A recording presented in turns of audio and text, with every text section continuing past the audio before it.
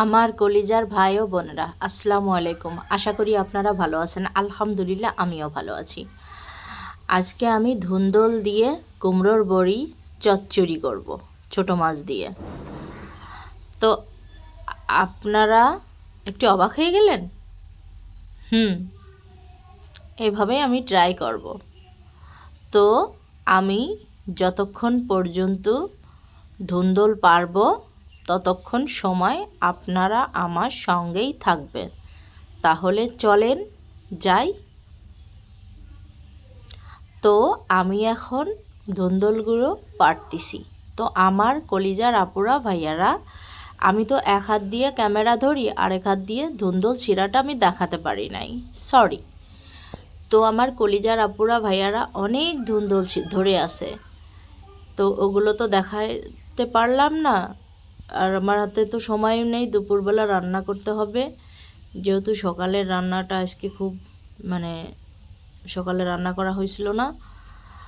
তো আমার কলিজার আপুরা ভাইয়ারা, এগুলো আমি খুব সুন্দর করে ছিলে নেব। তো আমার কলিজার আপুরা ভাইয়ারা এই চচ্চড়ি রান্না করতেছি আর তরকারি কাটাকাটি করতেছিলাম, তখনই আমার বাবার কথা মনে পড়লো। বাবার জন্য মনটা হুড় করে কেঁদে উঠলো, বলতে গেলে চোখের পানি এসে যায় একদম। তো খুব মিস করলাম বাবাকে। আমার আব্বা মারা গেছে, উনি আর পৃথিবীতে নাই। তো আল্লাহর কাছে দোয়া করি, আল্লাহ যেন ওনার মাগফিরাত কামনা করে ওনার কবরখানা বেহেশতের বাগান বানিয়ে দেয়। তো আমার কলিজার আপুরা, এই চচ্চড়ি তরকারি আমার আব্বা খুব ভালো রান্না করতে পারতো।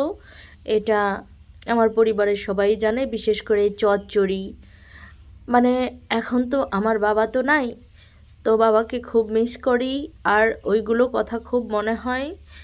আর এই ছোটো মাছের চচ্চড়িটা আমার বাবা খুব পছন্দ করত, ভীষণ পছন্দ করত। তো আর আমার বাবা বলতো যে চচ্চড়ি তরকারি যদি রান্না করো, যখন বুঝতাম না তখন বলতো যে চচ্চড়ির নিচে পানি থাকে কেন? চচ্চড়ি রান্না করলেই পানি থাকতো, বুঝতাম না। তখন বলতো যে চচ্চড়ি হওয়ার পরেও চুলার উপরে রেখে দিতে হয়, মিনিট 10 রাখলেই পানিটা টেনে যেত। এটা আব্বার কথা। তো এই চচ্চড়ি রান্না করতেছি আর বাবার কথা খুব মনে পড়তেছিল। তো সেটাই তো বললাম যে আমার বাবা যেখানেই থাকুক না কেন, তার আত্মার মাগফিরাত কামনা করি, আল্লাহ তার বেহেশতে নসিব করুক। তো আমি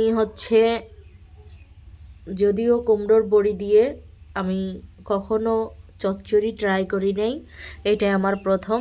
আমার খুব মনে চাচ্ছিল যে আমি কুমড়োর বড়ি খাই। আর শীতের দিনে বিশেষ করে ঝোল তরকারিটা ওরকম রান্না করা হয় না। আর আমি এই শীতের দিনে ভাজি, চচ্চড়ি, ভর্তাটাই আমার খুব ভালো লাগে। আর কুমড়োর বড়িটা দিয়ে দিলাম। তো দিয়ে দেওয়ার পরে এটা আমি একটু দেখাই নিলাম। আর এই যে প্রায় শেষ পর্যায়ে চচ্চড়ির।